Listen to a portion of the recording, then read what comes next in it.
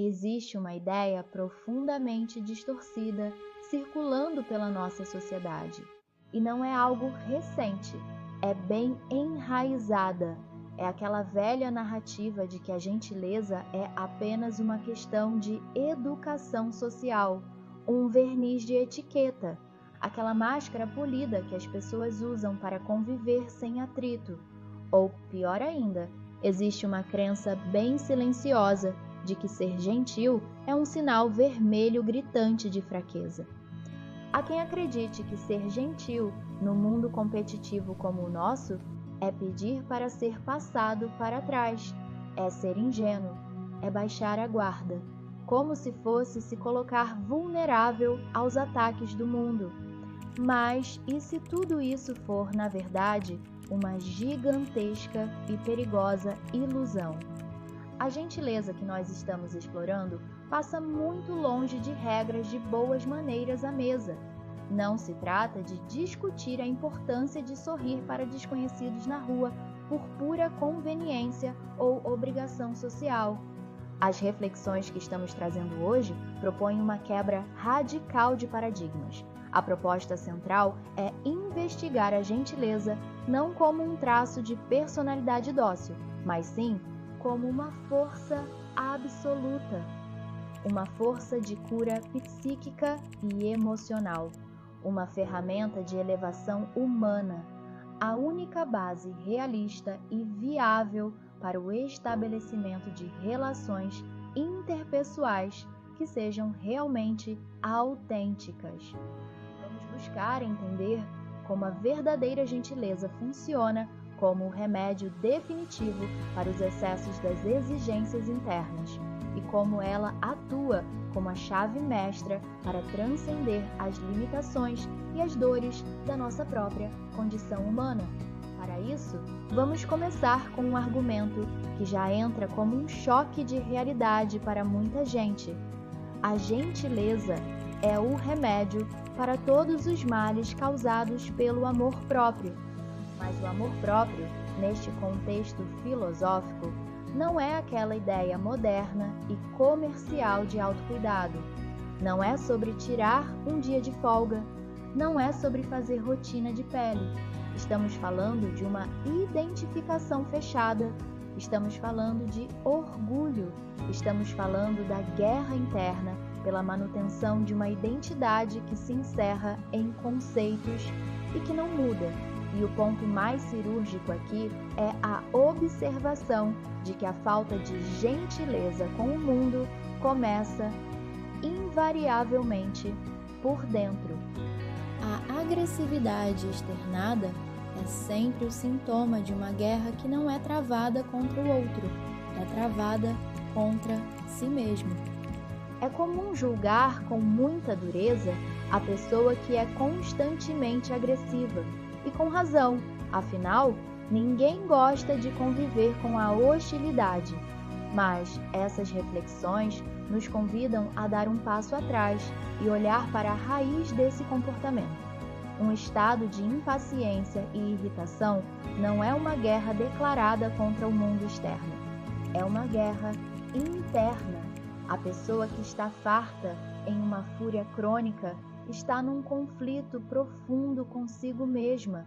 É como se a mente de uma pessoa cronicamente irritada fosse uma panela de pressão. Aquela panela deixada no fogo alto é a pessoa que nunca está satisfeita. A panela de pressão não está com raiva do fogão, ela não odeia os azulejos, mas quando a válvula falha e a explosão acontece, a água fervente vai queimar quem quer que esteja passando perto. A pessoa não acorda com ódio do colega de trabalho, ou da atendente da padaria, nem da própria família. Ela está sufocada pela sua própria cobrança, mas é o entorno que acaba levando o banho de água fervente. A gente também pode pensar no trânsito. Alguém toma uma fechada na rua e, de repente, tem um ataque de fúria cega. A proporção da fúria não condiz com a fechada. O evento externo foi só a válvula que falhou E é nesse cenário que a gente encontra a figura emblemática do homem orgulhoso. Ele é um indivíduo extremamente sensível à mais leve e imperceptível ofensa. Ele carrega uma sensação constante de injustiça, sempre reclamando que as pessoas não dão a atenção devida. É aquele perfil clássico de quem acha que o universo inteiro tem uma dívida eterna e que qualquer discordância é um ataque pessoal arquitetado para destruí-lo. O orgulhoso está aprisionado nessa teia de amor próprio tóxico. Por isso, caminha pela vida como se fosse uma enorme ferida aberta. Qualquer brisa que toca a pele gera dor e reação agressiva. Mas a ironia profunda, a grande tragédia, é que, por trás de toda essa armadura de arrogância, o que existe de verdade é uma ausência devastadora de gentileza consigo mesmo. O orgulhoso não perdoa as próprias falhas, ele se recusa a aceitar as próprias dificuldades e incertezas. E, justamente por viver nesse inferno interno de autocobrança e desprezo por si mesmo, o mundo inteiro vira um campo minado. Agora, vamos caminhar para o extremo oposto do espectro. Se, de um lado, nós temos esse perfil orgulhoso e reativo que exige tudo do mundo, do outro lado, nós temos uma figura que, surpreendentemente, costuma receber muitos aplausos sociais. A pessoa que se anula. A pessoa que se anula completamente é o perfil de indivíduo que nunca pede nada e que, no fundo, carrega a crença de que não merece absolutamente nada de bom. É a pessoa que olha para os outros e vê neles um bem supremo ao qual deve servir, custe o que custar. É a anulação total da vontade. A pessoa passa a funcionar só como um satélite, orbitando em volta da necessidade alheia. Só que presta atenção a esta constatação que muda totalmente as regras do jogo. Nenhuma dessas posições extremas é aceitável. Isso levanta uma questão importante e que muda tudo na nossa compreensão sobre relações humanas, porque nós crescemos numa cultura que confunde demais gentileza com submissão ou bajulação. Quantas vezes a gente não vê ambientes inteiros elogiando quem se esgota, ou quem trabalha até a exaustão pelos outros, ou quem nunca diz não e engole todo tipo de desaforo e ainda sorrindo. As pessoas chamam isso de bondade plena, mas a verdade é que tudo isso não passa de um sacrifício inútil. Sim, o orgulho cego, que atropela os outros, é inaceitável. Porém, a autoanulação é igualmente destrutiva, e a salvação, a ponte que cruza esse abismo entre a arrogância e a servidão, tem um nome bem definido: a humildade. Para que a gentileza exista, de fato, é imperativo que haja humildade. E aqui precisamos fazer uma pausa para limpar os termos, porque a palavra humildade também foi muito arrastada na lama com o passar do tempo. Para muita gente, ser humilde é justamente andar de cabeça baixa, é repetir aquele mantra de que não é ninguém, não merece nada, de que o trabalho nunca é bom o suficiente. Essa é a falsa modéstia, é prima irmã da autoanulação e não poderia estar mais distante da verdadeira humildade exigida para a verdadeira gentileza. A humildade autêntica é o ato de coragem de olhar no espelho e ter um reconhecimento lúcido, claro e honesto de quem se é. É entender a própria medida. É não se colocar num pedestal folhado a ouro, exigindo veneração como faz o orgulhoso, e ao mesmo tempo não se atirar no chão de terra para servir de tapete para os outros, como faz o anulado. A humildade é o equilíbrio, o reconhecimento tranquilo de que existem talentos maravilhosos dentro de si, mas que também existem falhas e limites, que não são imutáveis. Só quando a gente habita esse espaço de clareza realista, o terreno fica fértil o suficiente para a verdadeira gentileza florescer. E é maravilhoso observar o que acontece quando essa gentileza finalmente floresce, porque a transformação nas relações é muito radical. O ponto é que não há relação profunda e verdadeira entre os seres que não seja fundamentada na gentileza.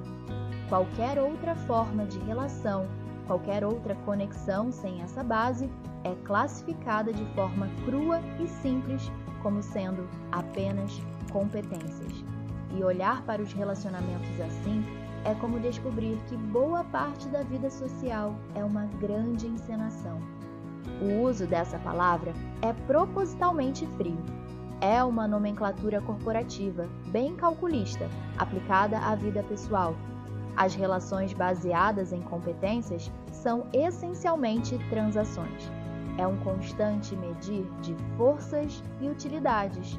Nesses cenários, as interações acontecem sobre a lógica do que essa pessoa pode me oferecer e o que eu preciso entregar em troca para manter o benefício.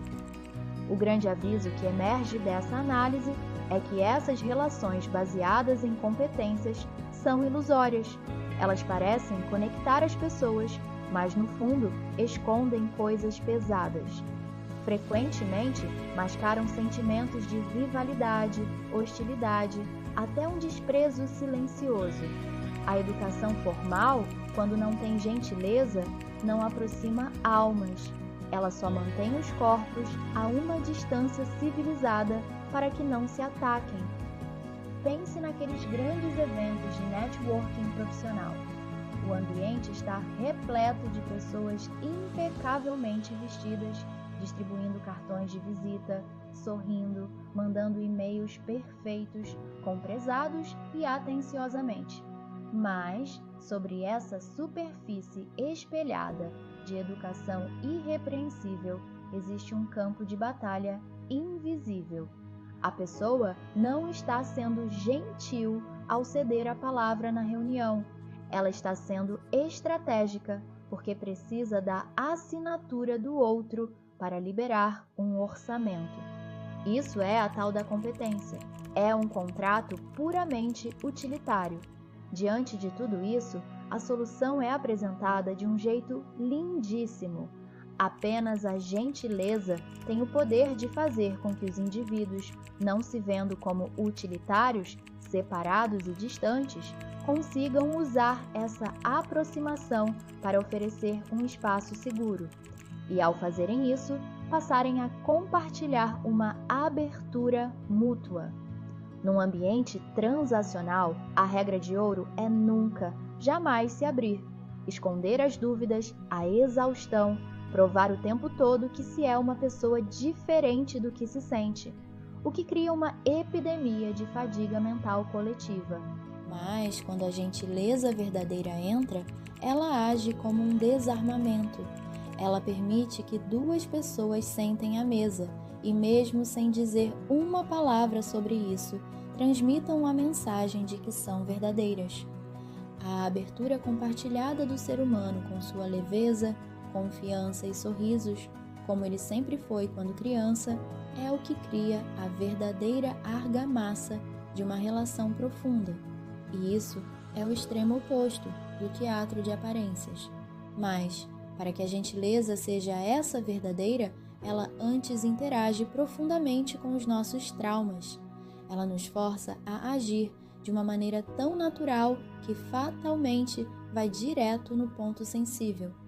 E você precisa dar a esse desconforto inicial um único e inegociável propósito: o propósito de limpar a ferida para se curar, se libertar e ser feliz.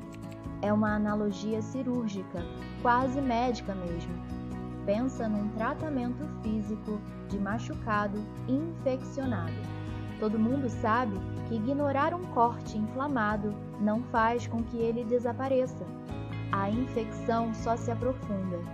silenciosamente. E quando um enfermeiro vem limpar esse machucado, o toque, por mais leve que seja, vai causar dor. O antisséptico ela vai arder.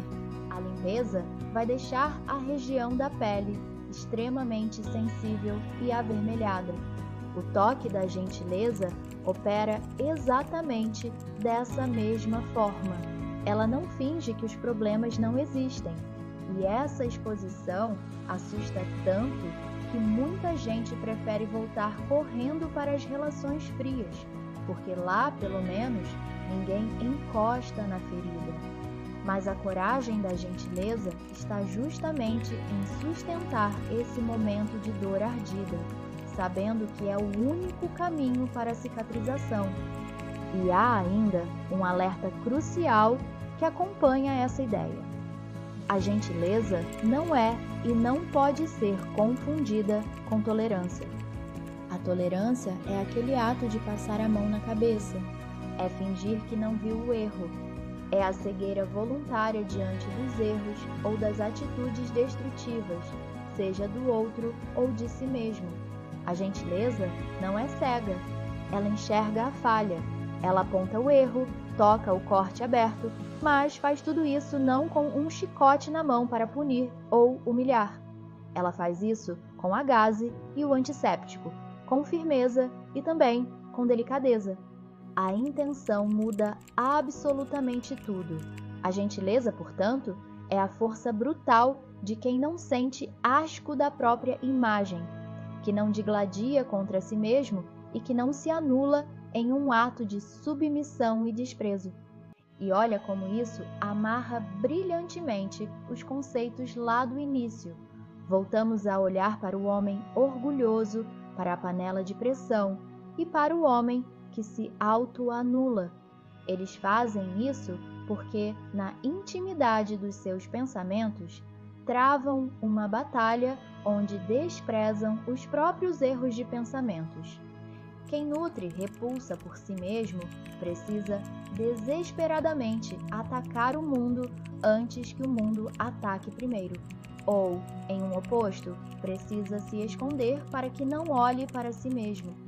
Assim, atingir o estado da gentileza real exige uma força gigantesca, exige a capacidade de olhar para todas as próprias rachaduras, fracassos, medos e partes escuras e dizer que, sim, em algum momento eu me reconheci assim, e acolher isso sem repulsa. E o fenômeno fascinante é que, quando essa guerra civil dentro da mente é encerrada, a hostilidade com os outros perde totalmente o sentido. O indivíduo olhou para o que o atormentava e ganhou a força de superá-lo.